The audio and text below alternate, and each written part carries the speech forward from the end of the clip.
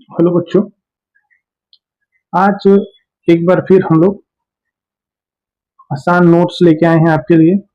साथियों, जो लोग BPSC TRE 4, LT grade mains, JSC lecturer या कोई भी एग्जाम दे रहे हैं या 9, 10, 11, 12 जो भी बच्चे हैं, जो लोग राज्य सरकारें संविधान जानना चाहते हैं, पढ़ना चाहते हैं, उनके लिए बेहतर है। जैसा कि आप लोग जानते हैं कि आसान नोट्स के माध्यम से आपको सारी चीजें बताई जा रही हैं और इसमें आज जो हमारा टॉपिक है वो है सरकार और सरकार का वर्गीकरण। कल संविधान का वर्गीकरण था, सरकार का है, और इसमें हम लोग सरकार के अंगों के बारे में भी जानेंगे कि संसदीय व्यवस्थाएं क्या होती हैं, अध्यक्षात्मक व्यवस्था क्या है, एकात्मक व्यवस्था क्या है, संघात्मक व्यवस्था क्या है। साथ ही साथ सरकार के अंग कार्यपालिका, न्यायपालिका और व्यवस्थापिका ये क्या होती हैं और ये कैसे काम करती हैं। तो आइए ज्यादा टाइम न लेते हुए आगे बढ़ते हैं। और हाँ, हम काफी धीरे पढ़ा रहे हैं, तो आप लोग इसको 1.5 या 2 करके तेजी से पढ़ सकते हैं, जल्दी खत्म हो जाएगा। लिख लेंगे तो ज्यादा बेहतर है, और नहीं लिखते हैं तो आपको टेलीग्राम के माध्यम से नोट्स भेज देंगे हम वीडियो बना के। और जो भी आपको प्रश्न लगे पूछने के लिए तो आप लोग कमेंट बॉक्स में कमेंट कर सकते हैं। चलिए आगे स्टार्ट करते हैं। सरकार और सरकार का वर्गीकरण में संसदीय व्यवस्था क्या होता है और अध्यक्षात्मक व्यवस्था क्या होता है। तो संसदात्मक व्यवस्थाएं, इसमें कार्यपालिका संसद से निकलती है और उसी के प्रति उत्तरदायी होती है। यानी कि जो लोग काम करते हैं सरकार के लिए, जो लोग काम करते हैं, लोग संसद के अंग होते हैं। जैसे मंत्री जो काम करते हैं, मंत्री लोग, प्रधानमंत्री, कैबिनेट मंत्री के जितने सदस्य कार्यपालिका के अंग हैं, ये लोग काम करते हैं। और ये सरकार या संसद के ही अंग होते हैं। ये कानून भी बनाते हैं और ये उत्तरदायी होते हैं। किसके प्रति? संसद के प्रति उत्तरदायी होते हैं। आप कहेंगे केवल कार्यपालिका में मंत्री आते हैं, तो नहीं। कार्यपालिका भी 2 प्रकार की होती है। कार्यपालिका 2 प्रकार की होती है। कौन कौन सी? तो एक राजनीतिक कार्यपालिका,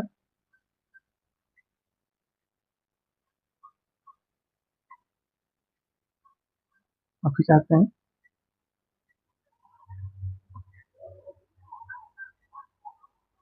एक राजनीतिक कार्यपालिका, और एक होता है नौकरशाही। नौकरशाही कार्यपालिका। राजनीतिक कार्यपालिका ही राजनीतिक कार्यपालिका को हम लोग अस्थायी कार्यपालिका कहते हैं। राजनीतिक कार्यपालिका को हम लोग अस्थायी कार्यपालिका कहते हैं। अस्थायी। और वहीं जो नौकरशाही कार्यपालिका होती है, इसको हम लोग अस्थायी कहते हैं। नौकरशाही कार्यपालिका अस्थायी कार्यपालिका होती है, राजनीतिक कार्यपालिका अस्थायी कार्यपालिका होती है। तो राजनीतिक कार्यपालिका में आपके आ जाते हैं मंत्री,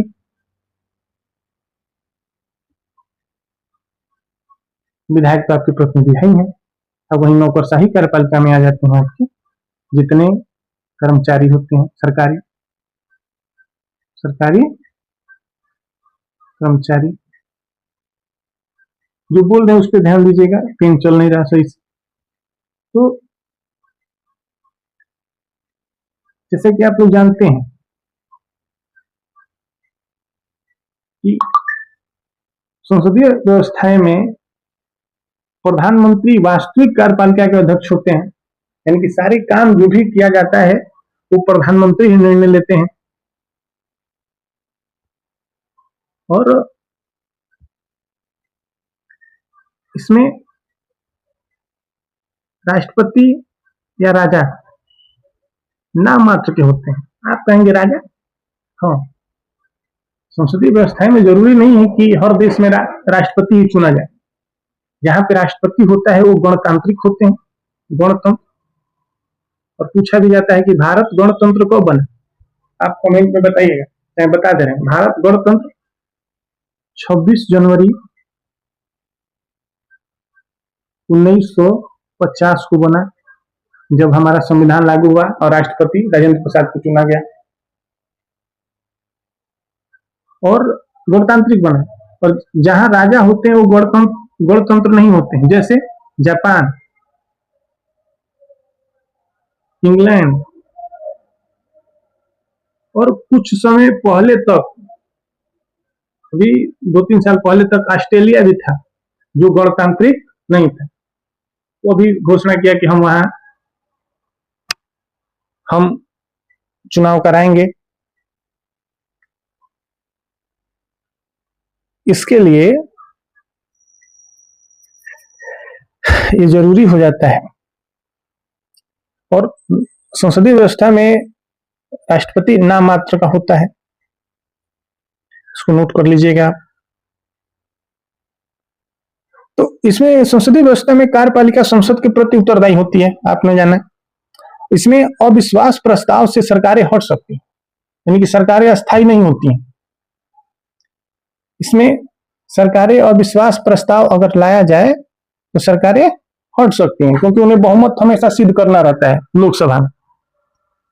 और अध्यक्षात्मक व्यवस्था में ऐसा नहीं है, वहां पे फिक्स हो जाते हैं लोग कि 4 साल रहना है तो 4 साल रहना है, वहां पे कोई हटने वाला नहीं है।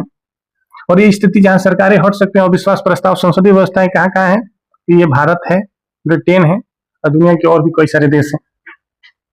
चलिए, इसमें संसद क्या होती है, सर्वोच्च होती है अगर एक शब्दों में कहें तो, और सरकार उसी से बनती है और उसी से गिरती भी है। अध्यक्षात्मक व्यवस्था में क्या है ऐसा, अध्यक्षात्मक व्यवस्था में कार्यपालिका और विधायिका अलग अलग होती है। कार्यपालिका अलग, विधायिका अलग। कैसे, यहाँ राष्ट्रपति एक चुन लिया जाता है जैसे अमेरिका में, और ये अपने मन से कार्यपालिका के अपने मंत्रियों की नियुक्ति करता है। ये किसी लोकसभा और राज्यसभा के सदस्य या किसी विधानसभा के सदस्य नहीं होते। राज्यों के मामले में वो स्वतंत्र रूप से बाहर से लाए जाते हैं और ये किसी के प्रति उत्तरदायी भी नहीं होते हैं, ये केवल काम के लिए आते हैं। ये केवल उत्तरदायी राष्ट्रपति के प्रति होते हैं और किसी के प्रति नहीं होते हैं। और इसमें कई बार होता है कि भाई भतीजावाद होता है, ऐसे भी संसदीय में भी होता है, लेकिन इसमें ज्यादा है। उसकी योग्यता है कि नहीं है, वो जिस राष्ट्रपति जिसको मन अपने काम के लिए रखना चाहता है रख ले। और इसमें कार्यपालिका का वास्तविक जो होता है वो राष्ट्रपति होता है। इसमें एक निश्चित फिक्स कार्यकाल होता है, जैसे अमेरिका में 4 साल। ये संसद के प्रति उत्तरदायी नहीं होते हैं। संसद कानून कोई भी बनाए, ये कार्यपालिका लागू करना चाहती है कि नहीं करना चाहती, ये डिसाइड करे। हाँ, ये है कि इसमें शक्तियों का पृथक्करण होता है। राष्ट्रपति के पास अपनी शक्ति होती है और विधायिका के पास अपनी शक्तियां होती हैं। और इसका उदाहरण सबसे बढ़िया अमेरिका है। इसमें राष्ट्रपति अलग और संसद अलग होता है, यानी कि दोनों स्वतंत्र रूप से होते हैं। अगर इनके आधारों को देखा जाए, इनमें क्या अंतर होता है, तो कार्यपालिका के आधार पर संसदीय व्यवस्था में जो वो क्या कहते हैं, संसदीय व्यवस्था में कार्यपालिका संसद से निकलती है, वहीं अध्यक्षात्मक व्यवस्था ये इसमें अलग होती है। उत्तरदायी के मामले में अगर देखा जाए तो संसद के प्रति संसदात्मक व्यवस्थाएं उत्तरदायी होती हैं, जबकि अध्यक्षात्मक व्यवस्था में ऐसा नहीं है। और ये प्रमुख के बारे में मामले में देखा जाए, वास्तविक प्रमुख कौन होते हैं, तो संसदात्मक व्यवस्थाएं में प्रधानमंत्री या पीएम प्रमुख होते हैं, वहीं अध्यक्षात्मक में राष्ट्रपति होते हैं। और स्थिरता में देखा जाए टिकाऊ कौन सा है, तो सबसे ज्यादा टिकाऊ अगर कोई है तो अध्यक्षात्मक व्यवस्था है, और सबसे कम कोई है तो संसदात्मक व्यवस्था है, ये टिकाऊ। आगे बढ़ते हैं। एकात्मक और संघात्मक सरकारें क्या होती हैं, आपने कल भी बताया था, आज भी जान लीजिए। इसमें सारी शक्तियां केंद्र के पास होती हैं एकात्मक व्यवस्थाएं में, और इसकी विशेषता ये होती है कि एक ही स्तर की सरकार होती है। जैसे भारत में आपके तीन स्तर की सरकारें हैं, कौन कौन सी? तो एक है केंद्र की, एक है राज्य की, और तीसरा पंचायत। तीन स्तर की सरकारें हो गई, 1 2 3। लेकिन एकात्मक व्यवस्था में ऐसा नहीं है। यहाँ पे केवल केंद्र की सरकार होती है, राज्य की सरकारें यहाँ नहीं होती हैं, न पंचायतें होती हैं। राज्यों की शक्ति भी बहुत सीमित, अगर कहीं है तो वहां पे उसकी शक्ति इतनी सीमित रहेगी कि पूछिए मत। और यहाँ संविधान बहुत लचीला होता है, सरकारें नीचे तक पहुंच रखती हैं और उनके अनुसार यहाँ पे बदलता रहता है। ये एक सबसे बढ़िया उदाहरण कौन सा है? ब्रिटेन है। अब पूरा देश एक ही सत्ता के अंतर्गत होता है। आगे बढ़ते हैं। संघात्मक सरकारें कैसी हैं? तो संघात्मक सरकारें, इसमें केंद्र और राज्यों के बीच शक्तियों का विभाजन होता है। इसमें 2 स्तर की सरकारें या 3 स्तर की सरकारें हो सकती हैं। कम से कम 2 स्तर की सरकारें होती हैं, केंद्र राज्य। भारत में 3 स्तर की हैं। इसमें लिखित संविधान होता है, स्पष्टता होता है कि केंद्र को क्या मिलेगा, राज्य को क्या मिलेगा, कौन कौन सी शक्तियां होंगी। इसमें न्यायपालिका सबसे ज्यादा स्वतंत्र होता है। जैसे भारत अमेरिका में न्यायपालिका सबसे ज्यादा स्वतंत्र है, ब्रिटेन में ऐसा नहीं है। ब्रिटेन में सबसे ज्यादा कोई ताकतवर है तो कौन है? संसद है। और इस ब्रिटेन के संसद के बारे में एक कोटेशन भी है, और ये कहा जाता है कि ब्रिटेन का संसद केवल महिला को पुरुष और पुरुष को महिला केवल नहीं बदल सकता है, बाकी उस देश के हर चीज को बदल सकता है। ये कहा जाता है उसकी आलोचना में। तो संसदीय व्यवस्थाओं में ये कह सकते हैं कि दोनों अपनी अपनी शक्तियों में होता है। अगर इसके अंतर में देखा जाए तो आधार देखा जाए तो एकात्मक में यहाँ पे केंद्र सबसे ज्यादा शक्तिशाली होता है, वहीं संघात्मक व्यवस्था में केंद्र और राज्य दोनों शक्तिशाली होते हैं। अगर संविधान देखा जाए तो एकात्मक में लचीला होता है और वहीं संघात्मक व्यवस्था में कठोर होता है। भारत में भी कठोर है, सबसे ज्यादा अगर कठोर है तो अमेरिका में है। अगर शासन स्तर देखा जाए तो एक शासन स्तर होता है, और वहीं संघात्मक देखा जाए तो कम से कम 2 और अधिक और भी हो सकता है, लेकिन कम से कम 2 स्तर होते हैं। उदाहरण के मामले में देखे जाए तो ब्रिटेन सबसे बढ़िया उदाहरण है, और इसमें भारत और यूएसए। हाँ, निष्कर्षतः हम ये कह सकते हैं कि सरकार की ये प्रकार अलग अलग देशों की राजनीतिक व्यवस्थाओं और जरूरतों को दर्शाते हैं। संसदात्मक जिम्मेदार सरकारें होती हैं, अध्यक्षात्मक स्थिर सरकारें होती हैं, एकात्मक एकीकरण सरकारें होती हैं, और वहीं संघात्मक शक्ति का विभाजन की सरकारें होती हैं। आइए हम लोग देखते हैं अब सरकार के अंग। सरकार के अंगों में आप देखेंगे तो 3 प्रकार के होते हैं: व्यवस्थापिका, कार्यपालिका और न्यायपालिका। ये 3 प्रकार की है, और किसी भी राज्य की सरकार मुख्यतः 3 अंगों पे ही चलती है, अभी आपको हमने बताया। तो आइए हम देखते हैं व्यवस्थापिका, लेजिस्लेटिव सरकारी क्या होता है, व्यवस्थापिका क्या है। तो यह सरकार का कानून बनाने वाला अंग है। अगर एक शब्दों में कहें तो ये क्या करती है, इसका काम क्या है? कानून बनाना। इस व्यवस्थापिका का क्या काम है? कानून बनाना। ये बजट पास करते हैं, जैसे लोकसभा में या विधानसभा में ये बजट पास करते हैं। और इनका एक और काम होता है कि कार्यपालिका पे नियंत्रण रखते हैं। कार्यपालिका कितना काम, कैसे काम कर रही है, कितना कर रही है, ये नियंत्रण रखने का भी काम करते हैं। और एक और है व्यवस्थापिका का काम कि नीतियों पे चर्चा किया जाता है, क्या सही है, क्या गलत है। महंगाई कितनी बढ़ रही है, जैसा कि अभी हम लोग देख रहे हैं कि देश में महंगाई बढ़ रही है। तो व्यवस्थापिका, संसद का यही काम है। वो संसद व्यवस्थापिका जो कानून बनाते हैं, उनका ये काम है ये देखना कि सही से कार्यपालिका काम कर रही है कि नहीं कर रही है। इसका सबसे बढ़िया उदाहरण अगर है तो है भारत में संसद, और संसद के 2 अंग, राज्यसभा, लोकसभा। संसद कितने अंगों से मिलकर बना है, कोई बताए कमेंट करके, और कमेंट में हम बताएंगे संसद कितने अंगों से मिलकर बना है। अच्छा, हम बता दे रहे हैं संसद 3 अंगों से मिलकर बना है, लोकसभा, राज्यसभा और राष्ट्रपति।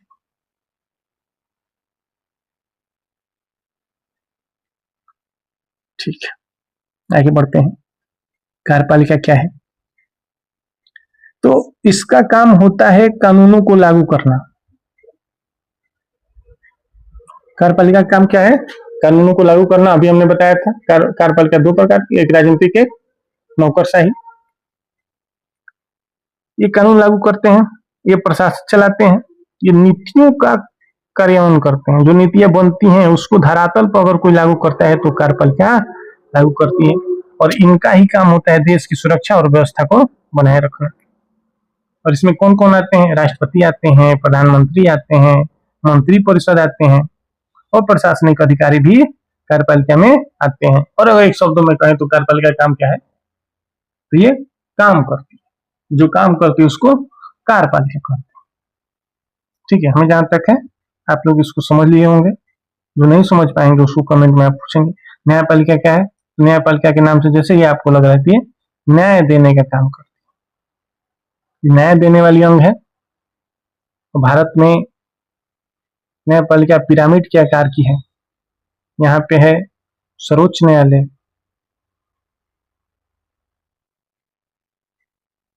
यहाँ पे कई सारे हाई कोर्ट हैं, और नीचे आपके कई लोअर वाले हैं, जिला, डिस्ट्रिक्ट मजिस्ट्रेट वाले, डिस्ट्रिक्ट कोर्ट। अच्छा, न्यायपालिका का काम है कानून की व्यवस्था करना, न्याय प्रदान करना और संविधान की रक्षा करना, कानून की वैधता जांचना कि कानून जो बना है वो सही है कि नहीं, जुडिशियल रिव्यू, यानी कि जो कानून बना है उस पे न्यायालय देखेगा कि कहीं ये मौलिक अधिकार का हनन तो नहीं हो रहा है, उसकी जांचने का काम भी न्यायपालिका का है। और एक शब्द में कहें तो न्यायपालिका कह सकते हैं कि जो न्याय देती है उसको हम न्यायपालिका कहते हैं। इसके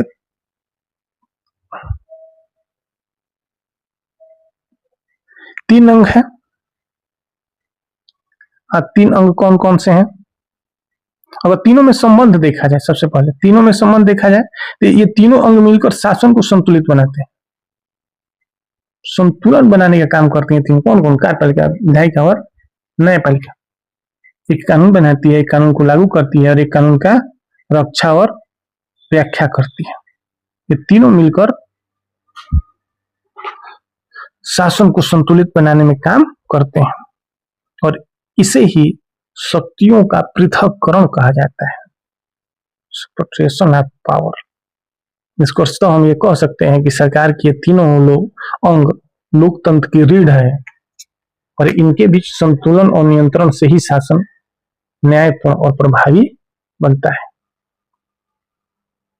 तो इसी के साथ आज के लिए इतना ही। आगे कल फिर एक वीडियो आएगा, तब तक के लिए आप लोग